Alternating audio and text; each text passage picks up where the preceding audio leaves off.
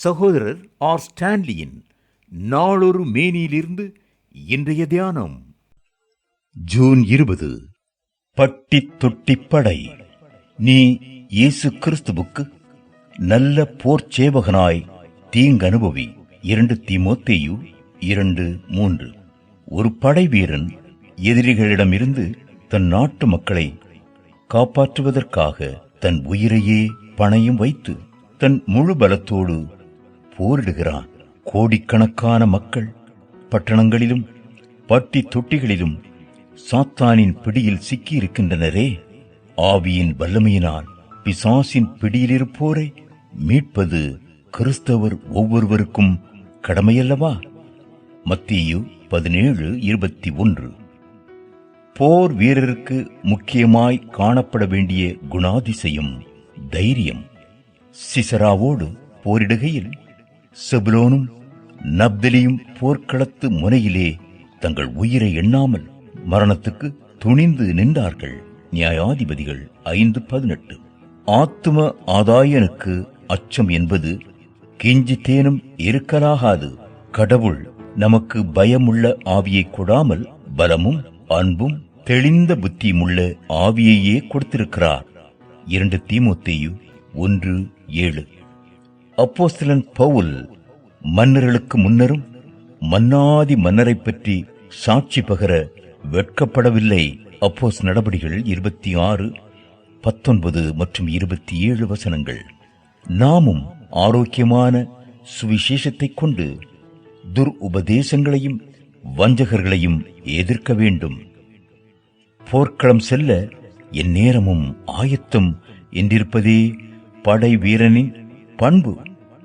கிறிஸ்துவின் படை வீரர்களாகிய நாம் கடவுளின் அனைத்து ஆயுதங்களையும் எடுத்துக்கொண்டு பிசாசின் தந்திரங்களோடு எதிர்த்து நிற்க பலம் படைத்திருக்க வேண்டும். எபேசியர் 6:11.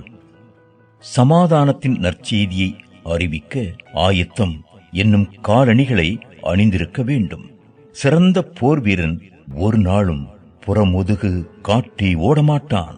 போர் ஆயுதங்களின் பட்டியலில் முதுகை பாதுகாக்க எதுவும் கொடுக்கப்படவில்லை. வசனம் 14 முதல் 17 வரை. படை வீரன் தன் நாட்டுக்காக எந்த பாடுகளையும் அனுபவிப்பதற்கு ஆயத்தமாயிருப்பது போல ஆத்துமாதாயகனும் கிறிஸ்துவுக்காய் பாடுபட ஆயத்தமுள்ளவனாயிருக்க வேண்டும். தீங்கு அனுபவி, சுவிசேஷகனுடைய வேலையைச் செய், உன் ஊழியத்தை நிறைவேற்று என்று பவுல் தீமோத்தேயுவுக்கு எழுதினான். 2 தீமோத்தேயு 4:5. எருசலேமில் தனக்கு சங்கிலிகளும் சங்கடங்களும் உண்டென்று அறிந்த பின்னரும் பவுல் எருசலேமில் நான் கர்த்தராகிய இயேசுவின் நாமத்திற்காக கட்டப்படுவதற்கு மாத்திரமல்ல இறப்பதற்கும் ஆயத்தமாயிருக்கிறேன் என்று கூறி அங்கு செல்கிறான். அப்போஸ் நடபடிகள் 21:13. கிபி 16ஆம் நூற்றாண்டில் வாழ்ந்த லாரன்ஸ் சான்டேஸ் வசனத்திற்கு எதிரான எல்லாவற்றையும் கடுமையாக எதிர்த்தார். மேரி அரசியின் கட்டளைப்படி அவர் தீக்கிரையாக்கப்பட்ட போது பற்றி எரியும் நெருப்பில் கிடந்தவாறு கிறிஸ்துவின் சிலுவையை வரவேற்கிறேன், நித்திய வாழ்வே வந்தனம் என்று கூறி உயிர் விட்டார்.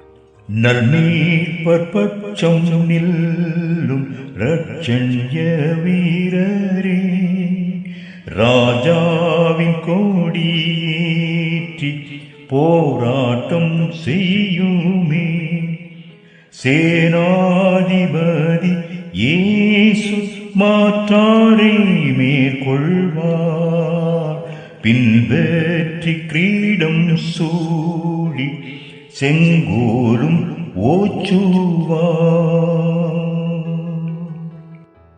பாமாலை ஜார்ஜ் டஃபீல்ட் 1818 முதல் 1888 காலங்கள்.